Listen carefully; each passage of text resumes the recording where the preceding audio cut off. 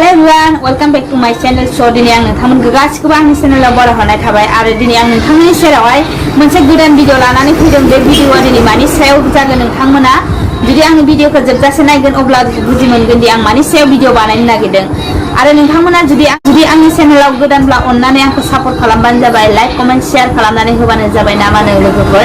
दायो भिडिअखौ स्टार्ट खालामनोसै। आं दायो आखायाव लादों कैंडिड डास्टिं पाउडार फांगल इन्फेक्शन ट्रिटमेंट। जों मार्केटिं बा फार्मासी मेडिकल स्टोराव मोनगोन आरो नोङो बेखौहाय बायनो गोसोब्ला मेडिकल स्टोराव बायहैबानो जाबाय। मा होनगोन बिनि दामा जाहैबाय 80 थाखा। माने बेखौ 2022 सनाव बानायदों। ओमफ्राय जोङो बेबायदि आरो एक्सपायर डेट थायो। माने माबा मोनसे प्रडाक्ट बायोब्ला बा क्रिम बायोब्ला जोङो फार्स्ट टाइमावहाय बा मुलि सुलि माबा मोनसे जानो गोनांब्ला जोङो फार्स्ट टाइमाव जों एक्सपायर डेटखौ नायग्रोनांगौ। बेहा बेसांसिम सनहालागै दङ बेखौ मालाबाबो मिस्टेक खालामनाङा। नों दावाइ जानायनि सिगां बा मा होनो माबा मोनसे क्रिम लगायनायनि सिगां नोङो एक्सपायर डेटखौ नायनाया मस्ट इम्परटेन्ट आरो जोंनि थाखाय ना माने लोगोफोर। दायो जोङो बेखौ माबेयाव इउज खालामजायो, इस्तेमाल खालामजायो, आं बेनि सोमोन्दै ससे नोंथांमोननो शेयार खालामनो नागिरदों बा बुंनो नागिरदों। जोङो बेखौ बाहायनायनि सिगां जों फार्स्ट टाइमावहाय जोङो मा होनो दुगैनांगोन, दुगैग्रोनानै लानांगोन। मानसियाथ' दाथ' गरम बोथोर समावहाय मा होनगोन बिराद माने ओरैबायदि माइसुं बेरो, सोरनाबा नायथावि माने आरो माइसुं बेरोब्ला सोरनाबा बडियाव थारमाने मानो आरोना एलार्जि टाइपनि जायो, मानलु जायो, मानो आरो मानगोन आरो। ओमफ्राय माइसुं बेरोब्ला माने बडियावहाय आंहा बारा इसेबां माइसुंबो बेरा आरो बेरनायाला। माने सोरहाबाफोर माने बेरोब्ला माने माइसुंजोंनो माने थानो हायि बायदि खेखे खाखा सिस्टेम मोनो। बै समाव जोङो बे माइसुंनि पाउडारखौ बाहायनांगौ आरो फुननांगौ। बेखौ फुननायनि सिगां जोङो फार्स्ट टाइमाव दुगैनानै लाग्रोनांगौ। बे गुन्दैनि सायाव बेखौ फुननाङा, नङाबा नोङो हामनायनि सोलायै इनफेक्शन जानानै नोंहा बारासो जानो हागौ। माने गोलोमदैजोंथ' लेथ्रा एकदम ओरैबायदि माने थाथावि बायदि सिदोब जायोना, जाहाथे बेफोरबायदियाव फुननाङा आरो। ओमफ्राय जोङो बेखौहाय दुगैखांनायनि उनावहाय जोङो 2 टाइम बाहायजायो, फुङाव खनसे मोनायाव खनसे। मानसियाथ' सानाव खननैयाथ' दुगैखायोना, फुङाव खनसे दुगैदो नोङो, दुगैखांनायनि उनावहाय ड्राई बडिखौ ड्राई खालामदो नोङो।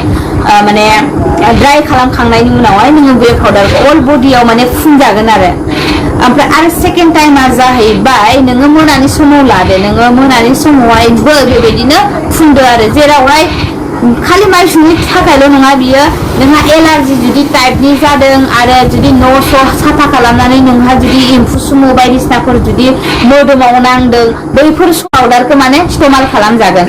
ओमफ्राय आरो सोरहाबा माने ओरैबायदि एलार्जि माननाय खुजालि सिस्टेम गुफुर बायदिसिना जायोना, बैफोरावबो बियो फुनजागोन आरो। ओमफ्राय नों बेखौ फुननायनि सिगां नोङो बि केयारफुल, नोङो जेब्लायबो माने मेगनावहाय नोङो हाबहोनाङा आरो खुगायाव नोङो खुगा सिङाव नोङो हाबहोनाङा। नों फुनखांनायनि उनावहाय नोङो आखाइखौ साबोनजों सुनानै नोङो थाबानो जाबाय आरो। नङाबा मा होनगोन देहानि थाखाय खहाबो जानो हागौ आरो। बेनिखायनो बि केयारफुल फुननायनि सिगां मेगन आरो खुगा बिसोर मोननैखौ माने केयारफुल थाबानो जाबाय आरो।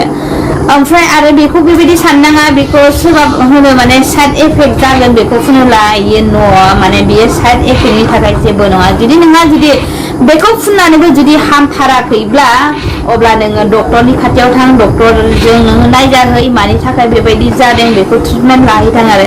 सलिउसन बे दङ आरो। ओमफ्राय बेयो उन्दै गेदेरनि जेबो खोथा नङा, उन्दैयाबो फुनजागोन गेदेराबो फुनजागोन।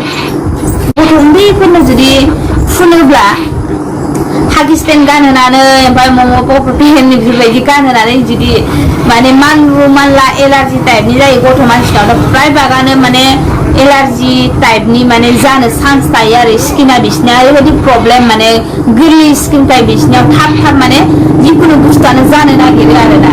बेनिखायनो जोङो बे गथ'फोराथ' जेनेबा मा होनगोन बिसोरथ' गावनि स्किनाव मा जादों बेखौथ' मिथिया। ओंखायनो जायफोर माने गाइड लाग्रा बा जायफोर गार्जेन बिमा बेफोरो माने मा जादों मा जायाखै बेखौहाय नायनानै माने फुननाया बा जोथोन लानाया मस्ट इम्परटेन्ट आरोना।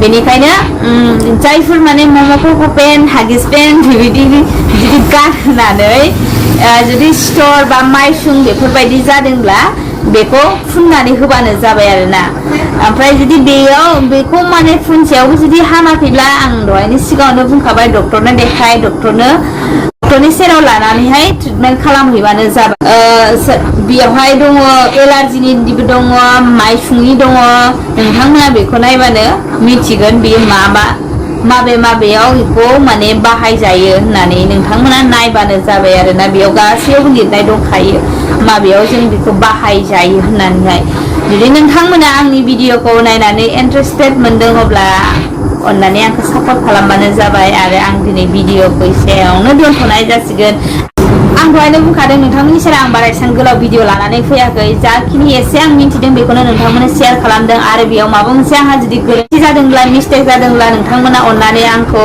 कारेक्सन खालामगोन होननानै आं आसा खालामनाय थाबाय कारेक्सनानो बयनिफ्राय जोंनि थाखाय जोंनि लाइफनि थाखाय कारेक्सन खालामनानै होनायानो जोंनि मोनसे लामा होननानै जोङो साननांगोन आरोना जुदि मिस नागिरदों जुदि आंहा बेयाव माबा मोनसे गोरोन्थि मिस्टेकफोर जालांदोंब्ला अन्नानै नोंथांमोना आंखौ कारेक्सन हरगोन आरो बुंहरगोन होननानै आं गासैखौबो मिजिंथिबाय आरो दिनै भिडिअखौ एसेयावनो दोनथ'नाय जासिगोन आरो नेक्स्ट भिडिअ लोगो मोनगोन लाभ इउ अल बाय बाय गुड नाइट दा 8टा जासिगोन 8टा माने 7:30 जाबाय 8टाबा दुकान बन्द जासिगोन बे साइडथिं दुकान दङ ओमफ्राय बे साइडथिंनाय लामा आरोना ओमफ्राय आङो मा होनो पाउडारखौ आङो नोंथांमोननो माबायदि इउज खालामनांगौ बाहायनांगौ बेखौ आं नोंथांमोननो खिन्थानो सानदोंमोन बाट मा होनो आं बे प्रडाक्टखौ बाहायाखै बेनिखायनो कास्टमारफ्रा माथो इउज खालाम खोन्थासो होननानै बुंगोन ना बेनिखायनो बेखौ बाहायनाय जायासै आरो स'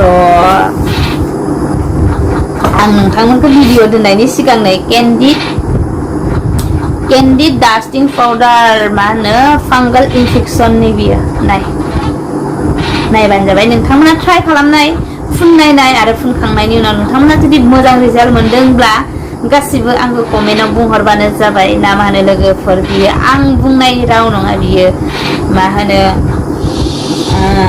जायफोर बाहायखांबाय फुनखांबाय बिथांमोना मा होनगोन बेखौ आं फुनाब्लाबो माने आङो माने जायफोर लांदों बा बायनानै लांदों बिथांमोना बाहायखांबाय बिथांमोना बारंबार माने प्रडाक्टआ मोजां मोननानै लांफैनायनि थाखायसो आं बेखौहाय माने नोंथांमोननि सेरावहाय भिडिअ बानायनाय जादों बेयाव जुदि आंहा माबा मोनसे गोरोन्थि जायोब्ला निमाहा बिनाय थाबाय ना मा होनो लोगोफोर लाभ इउ अल बाय बाय गुड नाइट